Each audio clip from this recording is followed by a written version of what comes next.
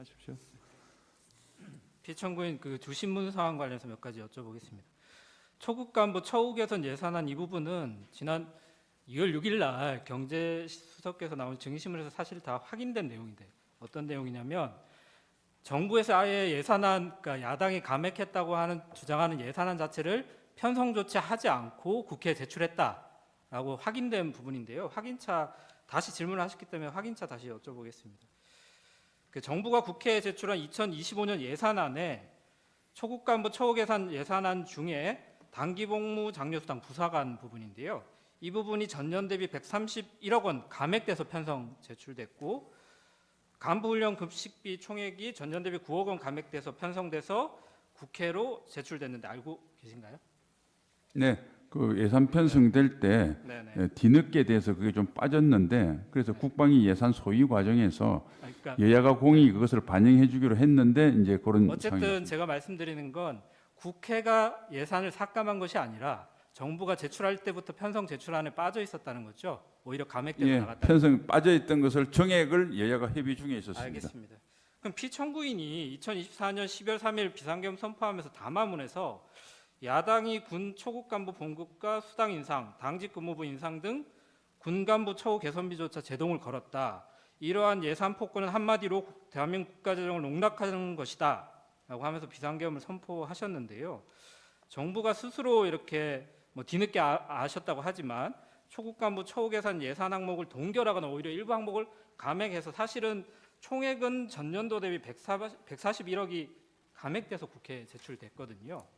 근데 어떻게 이런 피청구인 이런 담화문에 비춰보면 누군가 보고를 했을 것 같은데 증인이 피청구인한테 야당이 이런 초급 간부 처우 개선 예산을 국회 심의 과정에서 삭감하고 있다 이런 보고를 하신 건가요? 아니요, 국회 예산 심의 과정을 잘 아시는 분은 네. 제가 말씀드린 거 이해를 할 텐데 네네. 통상 그 정부에서 제출안 중에서 아니, 이 어떤 말씀이신지 조정을 알겠습니다. 해서 네.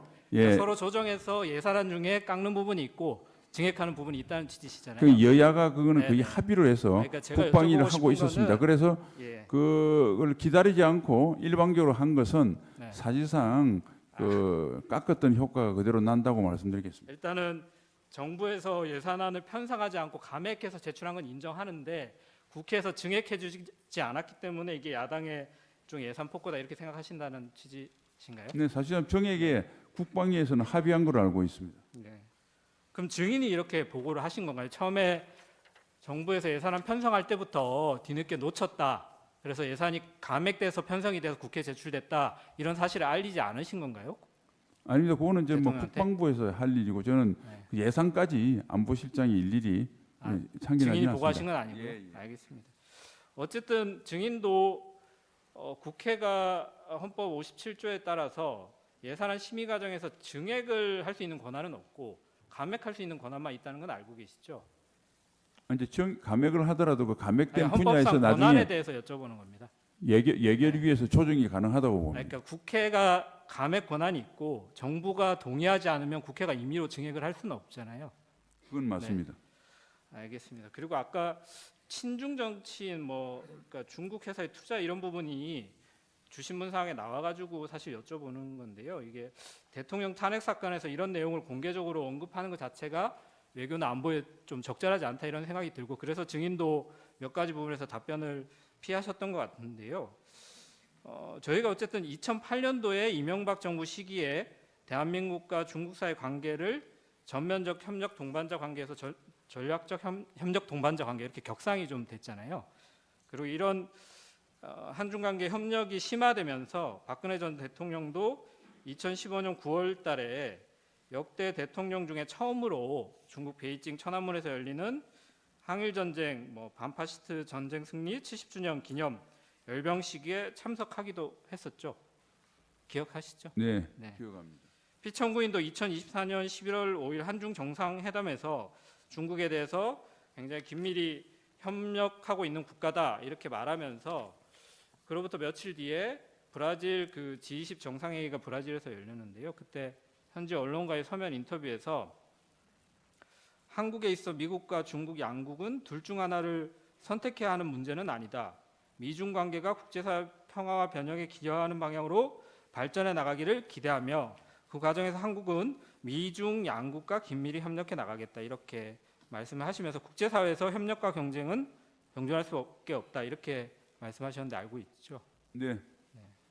그러니까 결국은 미중 간의 이런 전략적 경쟁이 심화되는 상황이지만 대한민국 입장에서는 한미 동맹을 외교의 그 중요한 기본축으로 하더라도 중국과 어떤 전략적인 협력 관계를 가져갈 수밖에 없는 상황이잖아요. 예, 뭐 대통령께서는 늘 네. 그런 기조로 국정을 외교 정책으로 운영하셨습니다. 단지 네, 네. 변호인이 질문한 것은 네. 하이브리드전 위협을 경각심을 가져라는 측면에서 질문한 것으로 알고 뭐 있습니다. 여러 가지 질문을 하셨는데요. 그러니까 중국이 친중 정치인에게 뭐 정치 자금을 제공하는 문제라든가 이런 부분도 지적을 하셨길래 관련해서 하나를 여쭤보면 정치자금법에 이제 외국인이나 국내 법인단체가 정치자금 기부할 수 없다 이렇게 규정되어 있는 것도 아시죠? 알고 있습니다. 네, 중국이 대한민국 국회의원 등 정치인들에게 불법 정치자금을 제공해서 수사가 이루어지거나 한 사실도 있는 건 아니잖아요. 제가 뭐 그 부분에 알고 있지 그러니까 못합니다. 알고 있지 못하신 거죠, 안보실장으로서. 네. 네. 그 간첩죄 관련해서 좀 몇 가지 여쭤보려고 하는데요.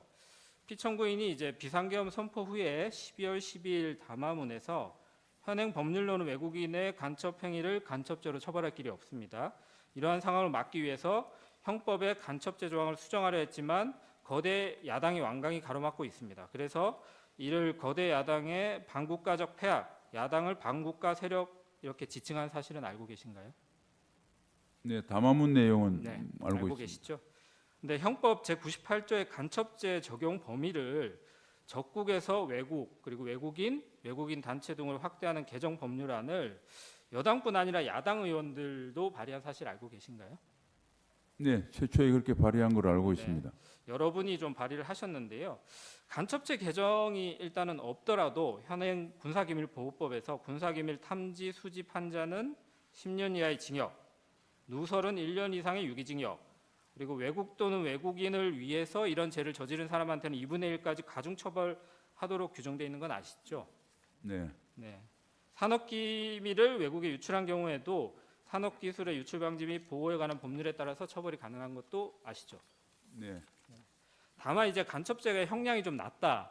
그리고 뭐 이런 부분 때문에 2024년 11월 13일 법사위 소위원회에서 여야가 간첩죄 관련 형법 개정안 15건을 각 발의했는데 그 발의된 법안들에 대해서 간첩죄 적용 범위를 외국으로 확대하는 거에는 이견이 없지만 국가기밀이나 군사기밀 개념 등 세부 내용이 좀 조정이 필요하다. 그래서 15개 법안을 하나의 법안으로 통합해서 대안으로 이렇게 만들자고 합의됐던 것도 혹시 아시나요? 뭐 법사위에서 그런 논의가 있었던 걸로 들었습니다. 예. 그래서 법사위 전체 회의에서 공청회를 열어서 이렇게 이제 좀 15개 법안을 합쳐 나가자 이렇게 논의가 11월에 되고 있는 상황이었는데요. 비상계엄으로 좀 후속 절차가 진행되지 못한 것도 혹시 아시나요? 뭐 그 관계까지는 모르겠는데 네. 어쨌든 네. 이러한 것들이 빨리 법적인 제도가 보완됐으면 네, 알겠습니다. 좋겠습니다. 그래서 그런 이제 어쨌든 빨리 하자는 말씀엔 뭐 동의를 다들 하실 것 같은데 11월까지 법사위에서 여야 간에 합의가 돼서 이렇게 간첩죄를 공청회를 통해서 하나의 법안으로 합쳐서 개정하자라고 하는 부분이 합의가 된 상황이었는데 이런 국회 논의 경과를 봤을 때 형법상의 간첩죄 외국인의 간첩 행위를 포함시키는 개정을 뭐 거대 야당이 완강히 가로막고 있다. 이게 야당의 폭거다. 이렇게 보는 건 좀 사실이 아니라고 볼 수 있죠. 뭐 거기에 대해서는 제가 정확하게 알지 못하기 때문에 아니 뭐 평가하지 말씀드렸던 않겠습니다. 법사위 논의 과정에 대해서는 들어서 알고 계시다고 하니까 여쭤본 겁니다. 그러면 증인이 이런 국회 논의 경과를 피청구인한테 보고한 사실이 있으신가요? 네, 간첩죄 조항에 대해서 여야가 좀 합의가 돼 있는 상태다. 그래서 뭐 공청회를 그거는 열려고 뭐 한다. 구체적으로 보고드린 사항이 없습니다. 그러면 피청구인은 누구한테 이런 정보를 받아서 야당이 간첩죄 조항 개정을 반대하는 반국가 행위하고 있다. 이렇게 인식을 한 상태에서 담화를 하시고 비상계엄 선포도 하셨을까요? 누가 이런 내용을 보고하시나요? 그건 뭐 제 개인적인 주관적인 평가는 말씀드리지 않겠습니다. 아니 그런 게 아니고 누가 이런 내용을 여야 간에 진행되는 상황을 보고하시는지 여쭤보는 거예요. 대통령실을 위해서. 일반 보도도 좀 많이 됐고 네. 만일 그 법에 관련되기 때문에 했으면 법률 담당하는 뭐 민정수석이나 법률비서관 또는 네. 또는 간첩죄에 해당되니까 국정원 뭐 이런 쪽에서 보고했지 않겠는가 뭐 생각을 합니다. 업무 소관상. 알겠습니다. 네, 제가 몇 가지 여쭤보겠습니다. 아까 국회에서 계엄 해제되고 난 뒤에 인성환 2차장 연락 받고 그 결심 지원실에 있는 대통령 모시러 가셨다 그랬잖아요. 네. 예. 그때 인성환 2차장도 그런 생각을 한 것 같고 증인도 여기 오래 머무는 거는 오해의 소지도 있는 것 같다 이런 얘기로 말씀하셨어요. 어떤 오해의 소지가 있습니까? 그 시점에 대통령이 거기 있는 거에. 대통령께서 국회에서 한 01시 01분인가 2분인가 했는데 네, 네. 전화했을 시기가 한 01시 31분이니까 네. 30분이 지났기 때문에 좀 빨리 오셔서 해야지 혹시 시간이 길어지면 그 대통령 뜻과 다른 이런 알겠습니다. 논란이 있을 수도 있겠다 이런. 네, 네. 네. 아까 거기서 대통령이 보고 있던 법령집 같은 게 뭐 개헌법이든 국회법이든 대통령이 법령집 보러 그 지휘통제실까지 내려가지는 않았겠죠. 이런 법령집은 대통령 집무실에도 당연히 있을 거 아닙니까? 뭐 그런 개인적인 제가 그 평가는 하지 않겠습니다. 네, 알겠습니다. 증인 뭐 국방부 장관일 때는 물론이고 안보실장으로 자리 옮기고 나서도 국무회의 자주 참석하셨죠.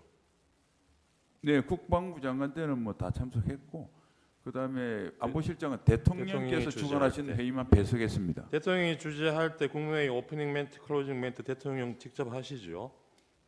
그렇습니다. 예, 보통 오프닝 멘트는 뭐 공개형으로 한다 그러고 클로징 멘트는 비공개형으로 한다 그러는데 작년 4월 총선 끝나고 그때 국무회의 뭐 클로징 멘트나 이런 기회에 대통령이 이 총선 결과를 어떻게 받아들였는지 멘트 들은 게 기억이 나십니까?